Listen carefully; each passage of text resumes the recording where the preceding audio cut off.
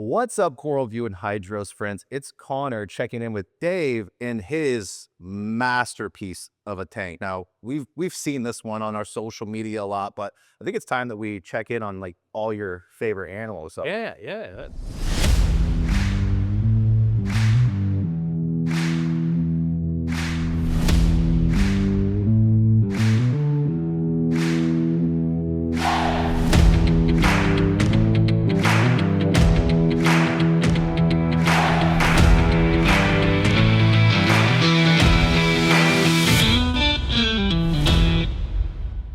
what's new in this tank? How's this thing been growing? Like, looks amazing. Well, it's kind of getting out of hand, to be honest with you. Thing is, I think there's so many corals laying on the bottom. I just don't have time to frag everything. And Self-fragging. yeah, self-frag. Of course. The fish break it, and that's a self-frag. And I mean, there's a little bit of everything in here. You can tell that, at the end of the day, you're a stickhead. Yeah, I like the stick. Yeah. So there's a lot, but there's also LPS in here, but a wider range of fish in here too. I think A lot of fish. one of the most eye-catching is this unicorn tank. He's about to swim right by us here. Yeah. Tell me about this thing. How old is he? Where did you get him? I How does it get got that it from a friend of mine that imported him, and he came in through Dallas. And when I got to pick him up and open the box, it was basically brown water, and he was pretty much dead. And I just said, man, I got to try and do what I can to see if I can save him. Yeah. I put him in the quarantine tank, and I put a power head over his mouth to try and get water rushing through his gills. Yeah. And then I noticed he kind of got a little movement to him, and his gills started moving, and A little bit of light. a little bit of life, and I pretty much nursed him back from the grave. And How big was he when you got him? he was probably 10 inches. Yeah. And he's, as you can see, he's kind of getting out of control. He's big. And you hand feed him too. I was watching you earlier. We were doing some stuff, and he gobbled up an entire thing. It's like you have relationships with all your. It's like almost like a dog, you know. He sees me coming, and he knows it's time to eat. I can pet him. He's very docile. But also right in front of us, we have another amazing fish. Like everywhere you look is amazing fish, but that wrought-iron butterfly. Yeah, that's probably my prized possession. Yeah, that's a very unique fish.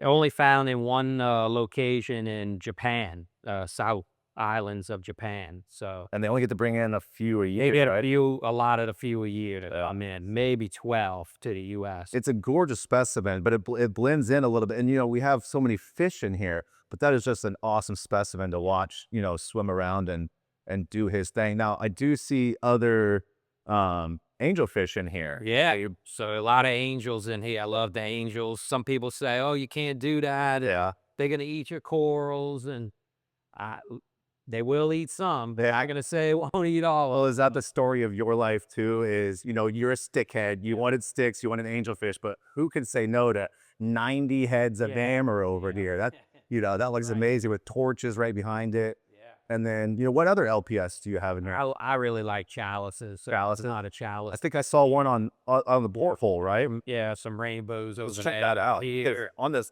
what's cool about this tank is super cool because not only is it cantilevered, which we'll show later, but on each side it has a porthole too. And so we can see, and like, Dave, is that the chalice that you were talking about? Yeah, there? there's two of them right there. But yeah, Oh yeah, there is two of them. Right? Those are gorgeous. yeah, and some come from the old facility. I've been having a lot. I like the chalice. Yeah, I saw that honestly, that thing's probably 10 years old. So this tank was established obviously when we got the new headquarters, which was in 2021. Yep. Right. But I think for the most part, you said this is like a clean system, but a lot of fish came over. Brought a lot of fish over. Some of these purple tangs, you may notice, they almost look like their heads are getting lighter. Yeah. I guess they're graying out. But Are they the oldest fish in here then? they're probably some of the oldest ones. Yeah. It's just gorgeous. I mean, we have like, who has this many yellow tangs? Are these captive? Are these wild? I got 12 captives from biota, and there's one real, I guess you could say, natural. And can we even tell anymore which I ones? can't really tell anymore. Probably when they were juveniles that we probably could have, but anymore, it's the breeding's just so good. But man, there is just so much in here. Do you have like SPS. Okay, which one's your favorite? Yeah, I'm not, like I said, I'm not really the name guy, but I do like this paletta pink tip that's up here. Back in there. And a lot of all these corals you see are pretty much come from frags. There's very few, especially the sticks, were brought over Yeah. from the old facility. It's just growing it out. So they grow. I think a lot of people will just look at a couple animals. Oh, it's a fish tank. But to us, we see polyps and millions of animals in here. There's critters in here. Yeah. Do you do? I see shells of inverts. Is that just a constant supply? Constant supply. We're always. Yeah. What do you think's the other than what do you think the biggest challenge of this tank is? Yeah, all we are basically in this counter are water keepers. Yeah. We're keeper of water conditions. Yeah. And that's the bottom line. Yeah. Is, keeping up with parameters, and especially with a tank like this, is watching nutrient levels. Do you think it's been easier or harder with the water volume? Because the solution to pollution is That is a big thing. dilution. Sure, absolutely. The bigger the tank, the easier the fluctuations are to maintain. But at the end of the day, it's all water quality. And maintain. I think we're proud to say this tank is 100% maintained Yeah. by day. So I'm still doing it. I say, hey, if I'm going to sell and be a part of the industry, I got to put my money where my mouth is, kind of. You don't really see pumps in here because there's only 2 of them. Right. Yeah. The big thing is I like these AFC 150s. So these are the cannons. Yeah. It's a lot of smaller stuff on the market. I'd have to have them littered everywhere in here. So I'm able to get away with 2 60,000 gallon hours. And I mean, those are biz cannons. They're called that for a reason. But with 2, is there any limitation? Like I could see the water moving on the top. Yeah. Is there any limit? Are we running these at 100? No, they're actually on hydros, and they're running variable flows and up and down, and trying to get a wave pattern. Yeah. Can we even get up to 100, or is it just blast everything? I can get up to 100, but it kind of gets crazy. Yeah. Oh, this thing is just absolutely amazing, my friend. There's a lot of stuff going on. Yeah. What's the length on this thing? It's 14 feet. 14 feet. And we were talking about it's cantilevered too. So it doesn't look like it's 48 inches, 4 feet back. So it has depth.